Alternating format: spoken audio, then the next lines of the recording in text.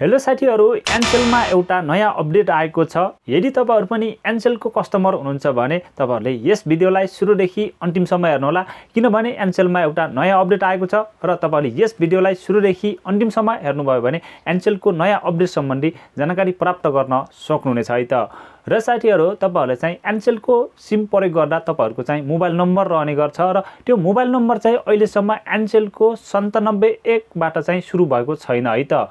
र अब भने साथीहरु, तपाईहरुको नयाँ अपडेट सँगै एनसेलको तपाईहरुले चाहिँ नयाँ सिम खरिद गर्नुभयो भने तपाईहरु चाहिँ 97 बाट चाहिँ प्राप्त गर्न सक्नुहुन्छ। तपाईहरुको मोबाइल नम्बर भनेको 97 बाट चाहिँ सुरु हुने भएको छ है त। र एनसेल कम्पनीले यो आधिकारिक रूपमा घोषणा गरेको छ कि अबदेखि जुन व्यक्तिहरुले चाहिँ एनसेलको नयाँ सिम खरिद गर्नुहुन्छ उहाँहरुले चाहिँ अब 97 बाट सुरु भएको मोबाइल नम्बर चाहिँ प्राप्त गर्न सक्नुहुनेछ भनेर एनसेलले आधिकारिक रूपमा चाहिँ घोषणा गरेको छ। र तपाईहरु पनि एनसेलको ग्राहक हुनुहुन्छ र तपाईहरुले पनि एनसेलको सिम प्रयोग गर्नुहुन्छ भने अब तपाईहरुले चाहिँ नयाँ सिम खरिद गर्दै हुनुहुन्छ भने चाहिँ तपाईहरुले 97 बाट सुरु भएको मोबाइल नम्बर चाहिँ प्राप्त गर्न सक्नुहुनेछ।